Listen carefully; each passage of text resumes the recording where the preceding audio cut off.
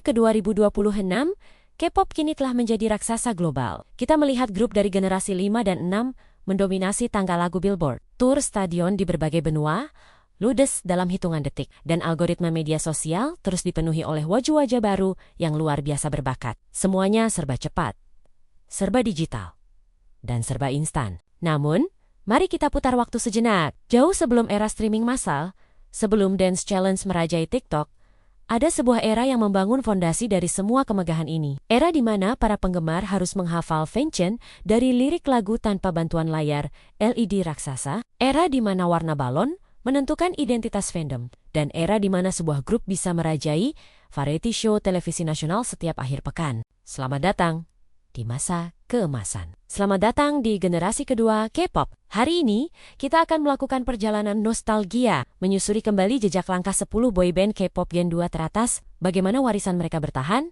dan di mana posisi mereka sekarang di tahun 2026 ini. Mari kita mulai hitung mundur dari nomor 10.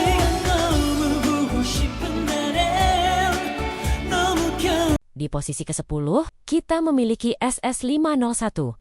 Jika kalian adalah penikmat budaya pop Korea di akhir tahun 2000-an, mustahil untuk tidak mengenal mereka. SS501 mendefinisikan apa itu konsep flower boy pada masanya. Ledakan popularitas mereka tidak bisa dilepaskan dari fenomena drama. Boys Over Flowers di tahun ke-2009, lagu Because I'm Stupid bukan sekadar OST drama. Lagu itu adalah soundtrack patah hati untuk satu generasi.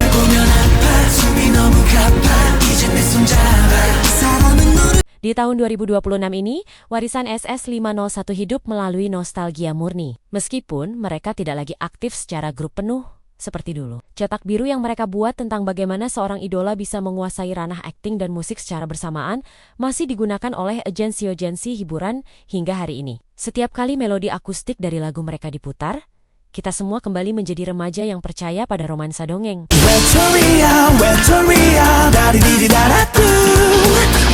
Masuk ke posisi 9, CNBLUE.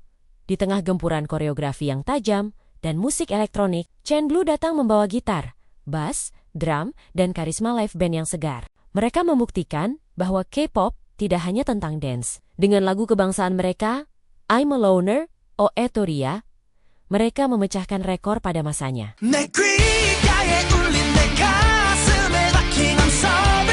Sekarang, di tahun 2026, Jung Yong-ha dan kawan-kawan telah bertransformasi. Mereka bukan lagi sekadar idola remaja, melainkan musisi veteran dan aktor papan atas kelas A. Mereka sukses membuktikan bahwa format band memiliki umur panjang di industri yang terobsesi dengan usia muda. Menonton konser CNBLUE hari ini adalah tentang menikmati musikalitas matang dari para pria yang menghabiskan hampir 2 dekade bermain alat musik bersama.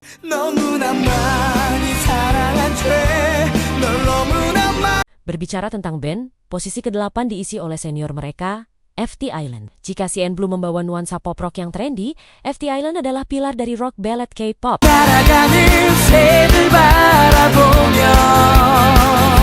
Kekuatan utama mereka selalu terletak pada pita suara Lee Hong-ki yang luar biasa serak, bertenaga, dan penuh kepedihan. Lagu-lagu seperti Lovesick dan Severely adalah mahakarya yang sulit untuk di-cover oleh grup rookie manapun bahkan di tahun 2026.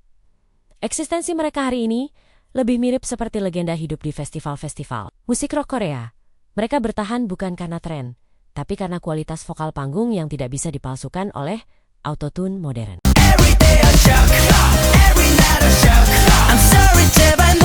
Di posisi ke-7, kita punya highlight. Grup yang dulunya menguasai Asia dengan nama Beast, kisah mereka adalah tentang daya tahan dan reinvensi diri. Karya-karya seperti Fiction dan Shock memiliki tempat spesial di Hall of Fame K-pop. Fiction, dengan tarian kakinya yang ikonik, masih sering muncul di acara survival idol terbaru sebagai tolok ukur karisma.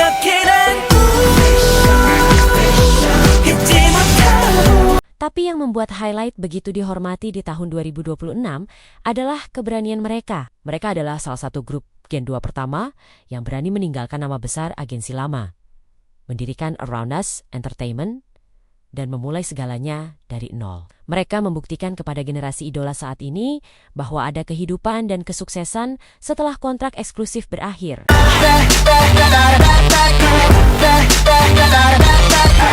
Kita tiba di posisi ke-6. Bersiaplah untuk sinkronisasi mutlak dari Infinite jauh sebelum publik terobsesi dengan koreografi tajam ala pisau atau knife, like koreografi.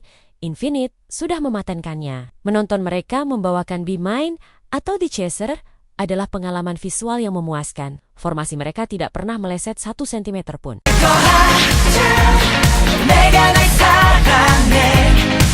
Di tahun 2026, status mereka melampaui musik dengan pendirian Infinite Company oleh Kim Sung Hyo dan kembalinya mereka secara penuh. Mereka menjadi simbol persaudaraan yang tak terpatahkan. Musik synthpop khas Witun yang selalu mereka bawakan kini terdengar seperti harta karun retro yang mewah, memberikan kontras yang indah dengan musik K-pop modern yang seringkali terlalu eksperimental.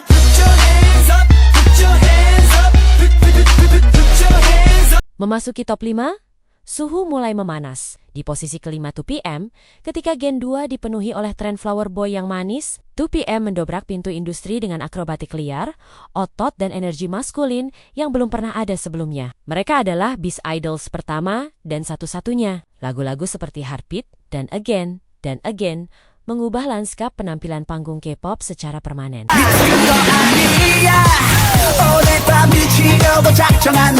Menariknya, pesona 2PM menua dengan sangat indah bak anggur berkualitas. Fenomena viral lagu My House membuktikan bahwa aura dewasa mereka tidak lekang oleh waktu. Di tahun 2026, anggotanya seperti Lee Junho dan OK Taecyeon tidak hanya duduk di tahta royalti K-pop, tetapi juga menguasai industri K-drama sebagai aktor kelas A yang dicintai secara global. Mereka menetapkan standar baru dari idola akrobatik menjadi gentleman yang elegan.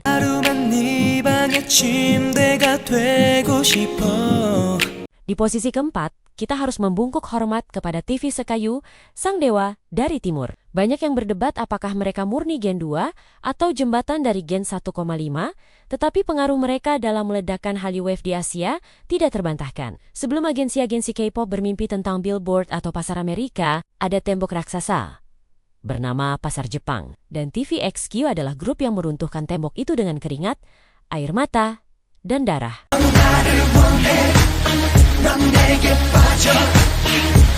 Mereka adalah seniman panggung murni. Kekuatan vokal di lagu My Erotic hingga hari ini tetap menjadi standar tertinggi yang membuat banyak idola muda gemetar saat harus menyanyikannya. Di tahun 2026, Yoonho dan Changmin berdiri bukan sekadar sebagai idola, melainkan eksekutif dan legenda hidup. Konser mereka di Tokyo Dome bukan sekadar acara musik, melainkan ziarah tahunan bagi para penggemar yang tahu arti dedikasi yang sesungguhnya.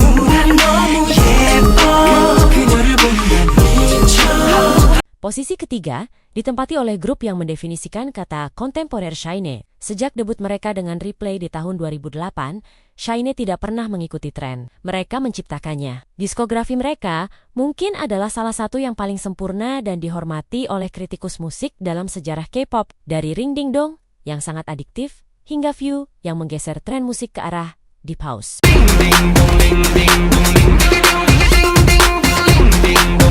Di tahun 2026 ini, SHINee merayakan tahun ke-18.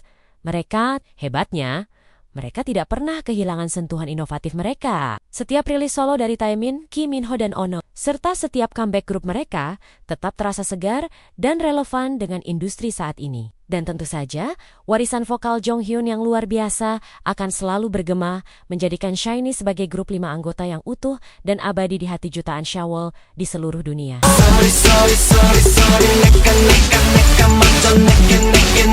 Hanya selangkah menuju puncak. Di posisi kedua, sang raja Hallyu Wave, Super Junior. Mari kita bicara fakta. Sebelum ada TikTok Dance Challenge yang menyebar secara global, dunia pernah disatukan oleh satu koreografi menggosok tangan dari lagu Super Junior adalah arsitek yang membangun fandom internasional K-pop menjadi fenomena masif.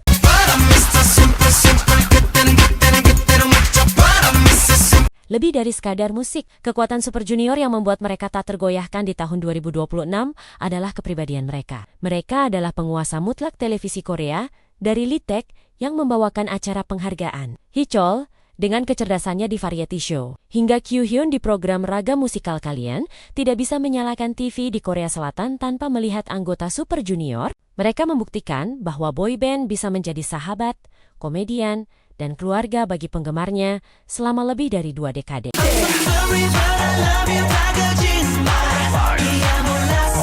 Dan akhirnya, di posisi pertama, grup yang meruntuhkan semua aturan, menulis ulang sejarah, dan membentuk industri K-pop modern seperti yang kita kenal sekarang, para raja K-pop Big Bang. Wow, fantastic baby.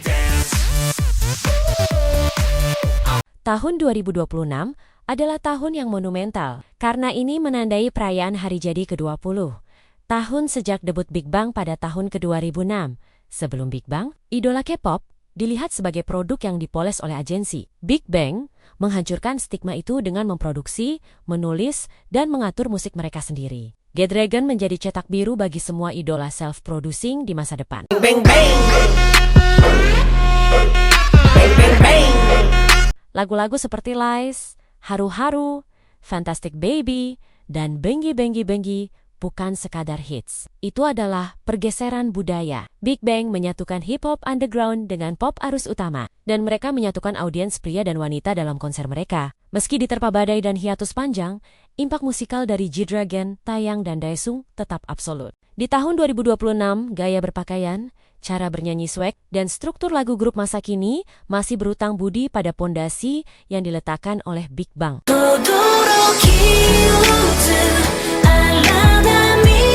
K-pop mungkin akan terus berevolusi, kecepatan streaming akan semakin cepat, teknologi AI mungkin akan menciptakan grup virtual baru. Namun, esensi sejati dari K-pop koneksi emosional, kerja keras, dan musikalitas yang mengubah hidup dibentuk oleh 10 grup ini. Generasi 2 bukan sekadar era. Mereka adalah sebuah genre tersendiri, sebuah kenangan emas yang terekam selamanya di dalam sejarah musik Asia.